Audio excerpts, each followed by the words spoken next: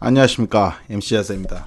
오늘은 이전에 출연하신 동네 형이 파니갈레 V2를 팔아버린다고 하셔서, 그것도 베일리스인데 제가 왜요? 하니까 재미도 없고 자기한테 안 맞는다고 해서, 아니 지금 이분이 무슨 소리를 하는 거지? 하고 정신교육 좀 시켜드릴 겸 코스 연수 및 바이크는 장르별로 다른 재미에 대해서 제가 선행을 하면서 좀 연수시켜드리고자 해서 한번 같이 떠났습니다. 이제 면허 취득하신 지 아직 1년이 안 되신 발인이 분이시고, 근데 이 바이크를 3대나 고성능으로 지르신 이분이 스포츠 취미도 많으시고 운전도 잘하시고 또 익스트림 스포츠에서 죽을 뻔한 경험도 있으세요.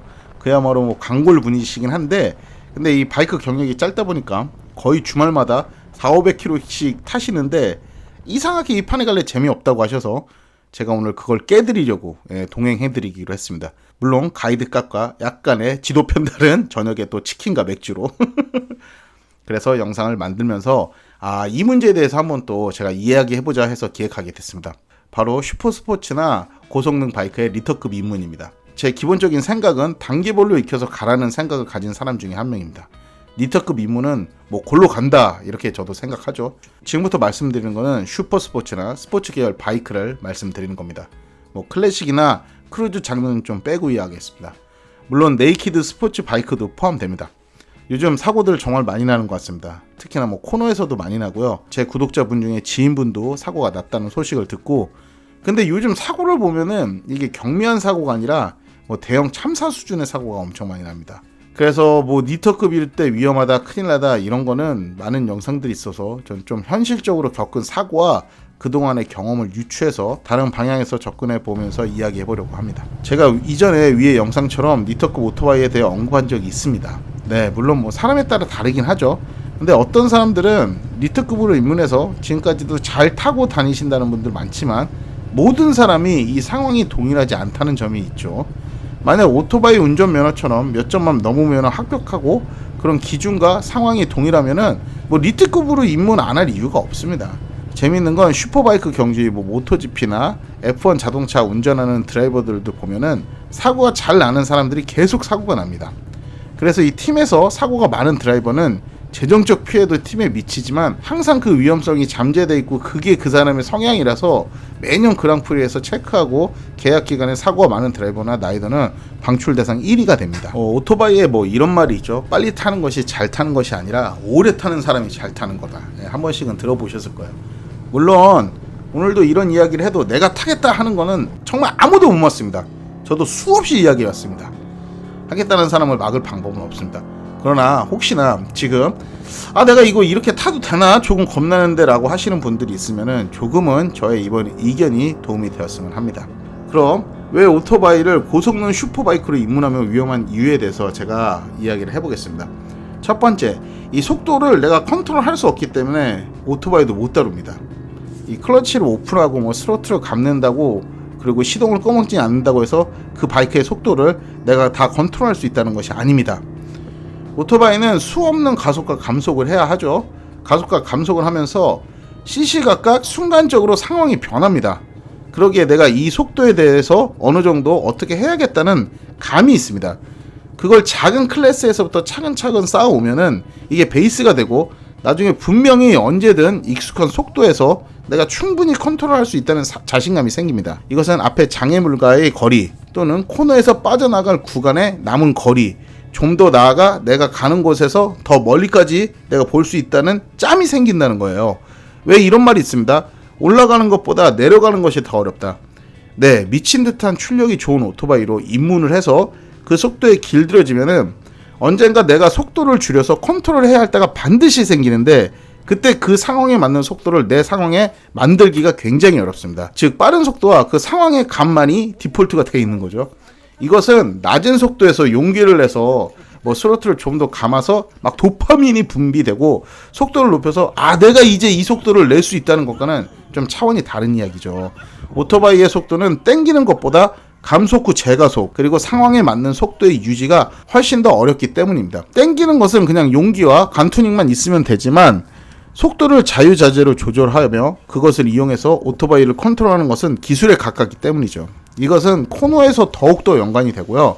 속도가 주면은 그 성에 맞는 움직임, 또 주위 환경에 맞춰서 기동해야 하는 것 등 이런 것들은 그냥 단순히 오토바이를 땡기는 것이랑은 다른 것이기 때문입니다. 그래서 작은 출력에서부터 충분히 컨트롤을 했다면 내가 어느 곳에서 얼마만큼의 속도가 있다면 그것을 완벽히 컨트롤할 수 있는지에 대한 자신감이 생기고 또 그렇게 실제로 움직일 수 있습니다. 참고로 오토바이의 속도 컨트롤은 브레이킹보다는 우리가 당기는 스로틀에 있습니다. 그 스로틀을 놔주는 것만으로도 속도에 대한 컨트롤은 시작이 되는 것이고요. 이때는 그 속도와 상황에 맞는 컨트롤을 해야 합니다. 무조건 멈추기보다는 동력을 유지해줘야 하거나 몸이 오토바이와 하나가 돼서 오토바이의 자연스러운 운동 성능을 이용한 컨트롤이 돼야 된다는 거죠. 네, 속도에 대한 경험이 없으면 이것을 못합니다. 최근 사고를 보면 컨트롤이 부족해서 많이 발생하는데 그 중에서 코너에서 굉장히 많이 발생합니다. 그럼 코너 사고의 몇 가지 경험에 대해서 제가 이야기해 보도록 하겠습니다. 직선에서 가다가 막 때려박아가지고 오토바이 사고 난다. 그런 분은 리터급이 아니라 그냥 오토바이 자체를 타지 않는 것이 좋습니다. 이 경우는 가다가 시동 꺼져서 제쿵하거나 유턴하면서 오토바이를 잡아뜨리는 사람보다 오토바이 자체를 더 못하는 겁니다. 앞에서 제가 비유한 사고를 계속 내는 드라이버 같은 방출 대상 1호이기 때문입니다. 그런 분들은 그냥 오토바이 자체를 안 타는 것이 좋습니다. 자, 코너 이야기를 한번 해보죠. 코너에서 나는 사고를 이야기할 때 우리는 반드시 이런 이야기를 합니다.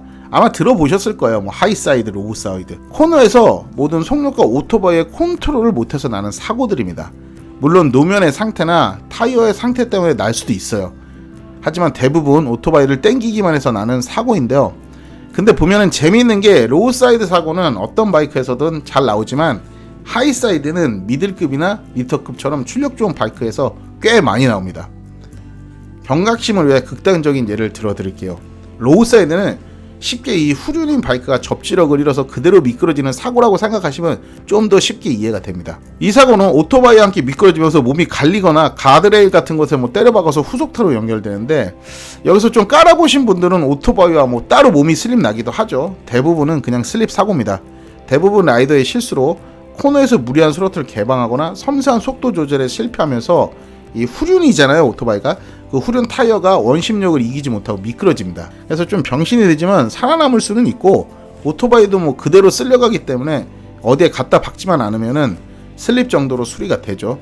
그리고 그런 사고는 라이더라면은 몇 번씩 날 수도 있고, 그건 또 경험치와 훈장이 되기도 합니다. 물론 사고가 안 나는 게 가장 좋죠. 하지만 이 하이사이드는 이야기가 틀려집니다. 쉽게 말씀드리면 시작은 로우사이드처럼 시작되지만 로우와 크게 다른 점은 오토바이가 대부분 일어서면서 힘과 밸런스의 균형이 전혀 안 맞으면서 생기는 현상인데, 쉽게 왜 앞 핸들 털리는 것과 반대로 뒤가 털리면서 이 털릴 때 앞에 주행 중인 방향과 털린과 반대로 가겠죠? 순간 탁 하고 바닷가 말찰이 생기기 때문에 오토바이가 뒤가 튕길 듯 하면서 운전자를 날려버립니다. 이게 속도에 따라서 오토바이는 공중에서 한 바퀴 제비 돌기도 하고 하죠. 이 하이사이드는 발사하는 순간에 스로틀이나 핸들 조작이 따닥 맞아 들어가면 재수 좋게 살 수도 있지만, 그건 속도가 낮을 때 이야기고, 속도가 높아서 내가 컨트롤할 수 없을 정도일 때는 코너에 눕는 것이 아닌 다른 곳에 누워있을 확률이 아주 높은 무서운 사고입니다. 하이사이드 사고를 경험하고 나면은 일반적인 사람들은 다시는 오토바이로 복귀하기 힘들어하고 그대로 오토바이를 접는 경우가 굉장히 많죠. 또 사고 역시 작은 사고가 아닌 대형 사고로 이어집니다. 왜 경주 영상 중에 트랙에서 사람 던져지고 오토바이 통통 튄 거 사고들을 보셨죠? 그게 대부분 하이사이드 사고입니다. 로우는 보통 코너 들어가면서 유지할 때 난다면, 하이는 코너에서 나와서 일어날 때 많이 납니다. 두 사고 모두 대부분 스로틀 컨트롤과 연결되며, 이는 내가 오토바이 속도에 대한 감이 없어서이기 때문인데, 오토바이를 타다 보면 속도에 익숙해지고 자신감이 생깁니다. 이때 가장 위험하다고들 하죠. 네, 즉 내가 이 속도를 낼 줄 안다면은 오토바이를 컨트롤할 줄 안다고 생각합니다. 리터급 타고 사고 안 났다, 이런 분들 리터급으로 그냥 출퇴근이나 가끔 떼빙으로 투어 가서 안 난 것이지, 만약 내가 자신 있어서 언제든 코너에서도 유튜버에 나오는 라이더들처럼 할 수 있다라고 생각하고 하는 순간, 그날이 어쩌면 오토바이 타는 마지막 날이 될 수 있다는 거죠. 그래서 항상 조심하고 무리하지 말고 타야 한다는 겁니다. 코너는 초보일수록 트랙에서 안전하게 장비를 다 갖추고 타는 것이 맞습니다. 남들 한다고 공도에서 가서 조지다, 항상 말씀드리지만 코너에서 눕는 게 아니라 다른 곳에 누워있을 수가 있기 때문입니다. 두 번째, 내 경험이 아니고 다른 것을 너무 믿어서입니다. 자, 저도 오토바이 유튜버를 하지만 요즘 오토바이 유튜브 정말 많이 하지 않습니까? 예전처럼 스타TV 녹화해서 몇 번씩 테이프 늘어지게 보는 것도 아니고, 그러다 보니까 라이더의 멋진 스킬들 중 최신 기종의 화려한 오토바이들이 정말 많이 보이지 않습니까? 특히나 위에서 말한 코너링 같은 스킬들은 사람들이 쉽게 하는 것 같고 설명도 쉬우니까 나도 저렇게 하면 되겠다 하고 많이 도전합니다. 스쿠터로 도전하면 그래도 괜찮습니다. 근데 나는 이게 내 전부라고 하면서 모든 걸 이 브랜드의 상위 모델인 고성능 바이크에 투자해서 구매했습니다. 그래서 그런 사람들은 쉽게 하듯이 머릿속에 그리면서 막 도전합니다. 네, 막 날아가죠. 쉽게 하는 그 사람들 그 코너를 얼마나 많이 탔는지 몰라서 그런 겁니다. 코너에서 막 눕는 분들 거기 눈 감고도 어디서 시작하고 어디서 나가야 할지 아마 다 알고 있어요. 근데 그걸 내가 영상 하나 보고 스로틀 좀 땡겨봤다고 막 슈퍼바이크로 도전하신다고요. 정말 존경스럽습니다. 저는 못할 것 같아요. 다른 또 하나는 요즘 레이싱 스쿨 정말 많잖아요. 저는 거기에 다니는 것이 안 다니는 것보다 훨씬 바이크를 타는 데 도움이 된다고 생각해요. 하지만 거기서 가르쳐주는 것이 공도에서 모든 것에 적용될 수 없어요. 코너에 대해서 배우고 익힌 것이 배운 것과 다르게 실제 공도에서는 다르게 다가올 때가 많기 때문입니다. 그래서 이거 역시 짬이 있어야 합니다. 수많은 길을 경험해보고 속도를 익혔다면 갑자기 마주치는 현실에서 좀 더 유연하게 대처할 수 있기 때문입니다. 마지막으로 슈퍼바이크들에 있는 보조 전자장치들. 요즘 오토바이들 전자장비 잘 달려서 나오잖아요. 네, 좋습니다. 근데 그 전자장비가 사고를 막아주는 것이 아닙니다. 그 기능은 좀 더 오토바이를 편하고 즐겁게 타라는 겁니다. 전자장비가 에어백 같이 안전장치가 아니라는 겁니다. 그래서 요즘 막 가신하시는 분들이 많은 것 같아요. 가신하는 순간 사고는 바로 찾아옵니다. 제가 예전에 올린 베니 타고 사고 난 영상 있죠? 더 큰 백이랑 오토바이 타도 사고 없는데 왜 스쿠터로 사고가 났느냐? 네, 바로 가신해서 그렇습니다. 즉 전자장비는 오토바이를 좀 더 기술적으로 잘 탈 수 있게 도움을 주는 장치이지 이게 절대 안전벨트 같은 안전장치가 아니라는 겁니다. 아무리 최신의 장치가 되어 있어도 왜 사고가 나겠습니까? 리터급 오토바이들의 최신의 장비가 더 많이 들어갑니다. 당연히 값비싼 플래그십 모델로 가고 위험하니까 더 많은 보조 장비가 들어가는 겁니다. 근데 전자장비가 많다고 처음 타는 사람한테 고성능 바이크를 타라는 거는 저는 아니라고 생각합니다. 뭐 ABS나 TCS가 없는 바이크를 타고도 완벽히 사고 없이 탈 수 있다면은 앞에 장치들은 좀 더 그런 라이더의 한계를 넘게 도와주는 거지, 이런 최신 전자장비가 절대적으로 안전하고 위험 상황에서 나를 보호해줄 수 있게 만들어주는 거 아닙니다. 뭐 6축 IMU 그런 거 쓰려면은 바이크를 몰아붙여서 그가의 성능이 나오게 써야 하는 거 아닌가요? 예. 그래야 그 기능이 빛을 발휘하는 거지. 전자장비는 내가 좀 더 스포츠 성향에 한 발 나가게 서포트를 해주는 거지, 이게 안전벨트가 아니라는 점 기억하시기 바랍니다. 전자장치 다 들어가 있다, 이게 그래서 안전하다, 그건 좀 말이 안 된다고 생각합니다. 네, 위에 말한 것들을 너무 믿지 마시고 단계적으로 차근차근 밟아서 나가시면은 언젠간 이런 전자장비 하나도 없는 뭐 일명 과부제족이라 말하던 옛날에 뭐 VMAX 같은 거 있어요. 그런 바이크들도 탈 수 있는 나이도 됩니다. 작은 클래스에서부터 경력을 쌓아 올린다는 것은 그것이 기술이 돼서 좀 더 안전하고 여유롭게 바이크를 탈 수 있다는 경험으로 남게 됩니다. 오토바이나 자동차 경주가 작은 클래스부터 시작해서 높은 클래스로 가게 돼 있잖아요. 거기엔 다 이유가 있는 거죠. 당구장에서 300이하 마세이 금지가 왜 있겠습니까? 한방의 조지기 때문입니다. 그러니 너무 서두르지 마시고 클래스에서 충분히 경험하고 올라가시기를 저는 정말 추천드립니다. 그럼 어떻게 하면 사고가 안 나고 오래 탈 수 있느냐?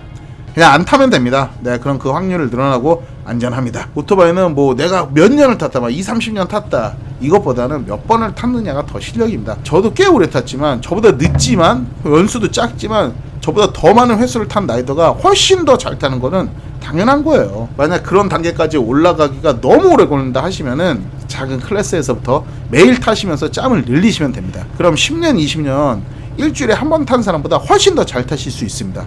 속도와 그 속도를 편하게 컨트롤할 수 있는 것은 매우 많은 스로틀을 돌려봐야 알기 때문입니다. 여러분, 바이크에서 경험은 절대적인 거니까 무시하지 마시고 충분히 내 것으로 만들고 올라가서 고성능 바이크를 충분히 안전하게 사고 없이 즐길 수 있는 라이더분들이 됐으면 좋겠습니다. 오늘도 저의 뭐 작은 한마디가 여러분의 바이크 라이프에 조금 도움이 되었으면 참 좋겠네요. 오늘도 MC 자세였습니다.